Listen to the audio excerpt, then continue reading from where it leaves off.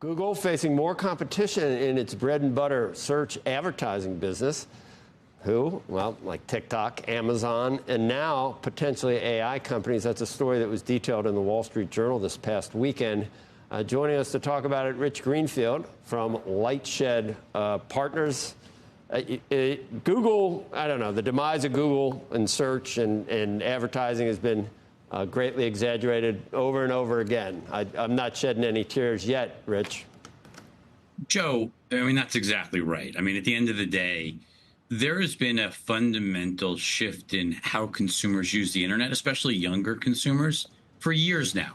You know, Amazon eating into, how you search, like people going directly to Amazon to search for a product, people going, directly to Pinterest to find inspiration for something. I mean, we've seen major shifts in how people search, and Google, obviously, Joe, as you pointed out, Google's done incredibly well over the last 5+ years, even with this change in behavior. I mean, think about the rise of TikTok. So many people, you want to go out for a night in New York or a night in LA, people are searching on TikTok what to do. I mean, those behaviors are not new, and they're really separate from the AI discussion of, as we move to an AI world and, search.GPT and what OpenAI is working on, Perplexity, what Google's doing with Gemini, what search looks like, or what ultimately search looks like, whether we even type, Joe, it may all be voice driven. I mean, I think there is such an evolution of search behavior and therefore search advertising. And I think that unknown is hard for people to deal with. On the flip side, you look at how Google has fully integrated all of its products. It's hard not to believe that Google's a winner. It's just a matter of, do they lose some share as this transition occurs?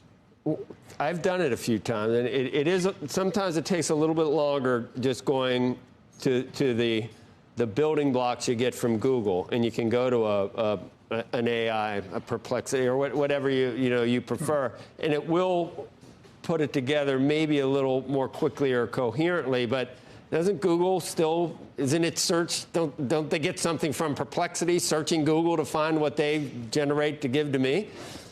I mean, look, those are big questions of sort of how all of these platforms work together and who turns off the ability to scrape answers and how compensation works. And even in a world where you do get those answers, I mean, you saw last week, Google's now putting ads, they're doing these AI summaries. So you ask, how to get a stain out of a carpet, and Google is giving you answers literally within that AI generated synopsis at the top of the page. They're giving you not just links out to third-party sites the way they always did, but they also are giving you actual ads for products. Now, what will the click-through rates be on that? What will, how will it change where you end up on the internet, and what does that mean for winners and losers? And I think, there's this whole category, Joe, of search engine optimization, SEO, and that whole business feels like it's going to change over the next decade, because you're going to have to tune it to what an AI world looks like.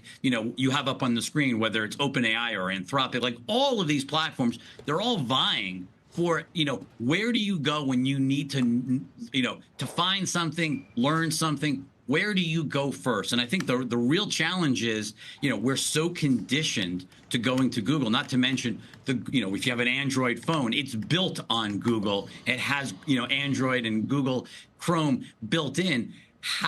That is a huge advantage versus all of the other platforms. The question is, will searching on these other platforms be so much better to get you not to use Google? That's the real, multi-trillion-dollar question. Nobody can answer that today. Obviously, Sam Altman and others are trying. Did you watch last week where we asked AI how it would monetize itself? And it actually was pretty smart about how to do it. And you're not, the subject is not supposed to be able to figure out the object or vice versa or whatever it is, or some principle in physics where, you can't analyze your brain. We may never understand the brain because we're using a brain to try and figure out the brain. Joe, how long before we don't need either of us? I mean, how long until just having a computer talk to itself back and forth and you don't need Joe and Rich? I'm back to thinking that true consciousness and sentience might be further off than we think. Unless, I mean, are all these AI programs going to be they're going to be neurotic like all of us? Are they ever going to really be like us? I can't imagine. I hope not. No, but they're certainly getting smarter. The pace of evolution. Getting smarter. The pace of evolution is so smart really now. incredible. They really are. I know they remember things, but do they ever really put? Yeah, I mean, just you walk around with you saw Zuckerberg. Can they be insightful? Yeah. I mean, if you've played with the new ChatGPT, yeah, it can be insightful because it's thinking. You know, it thinks before it's providing the answer. It's actually like a different approach. Instead of just spitting out an answer, it sits and effectively is running through multiple answers before it's actually running the answer, because it's trying to figure out which is the best version of the answer. If you're ever just collating, you wonder if you're collating information and putting it together, does it ever take the second derivative, that next leap, Rich, that you bring to us all the time? I don't know. AGI is what you're talking about, Joe, and Andrew's sort of alluding to it, and that's obviously when you think about why Sam Altman converted this company into a for-profit and what the long-term goal is, whether you're at Google Gemini, whether you're at OpenAI or Anthropic. Everyone is striving. Who gets to AGI first? First of all, is it possible? And then who gets there first?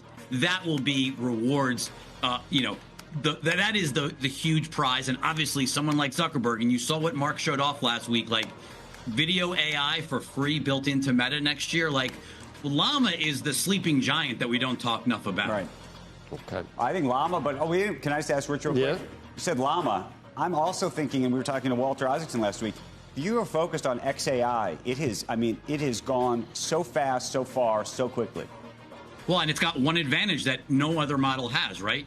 It's got access to everything in the Twitter fire hose, and that training data is invaluable, and nobody else has that. And so Elon's got something that could really be meaningful, not just to make AI or make the X platform better, but from an AI platform, what can Grok do? There's a huge opportunity for the team at XAI. And again, they don't talk a lot about it, but there's no doubt things like Llama, things like XAI are huge. And that's why it's so hard to figure out winners and losers right now and how behavior changes, because we're still, I know it's been a couple of years, but it's still so early. Right.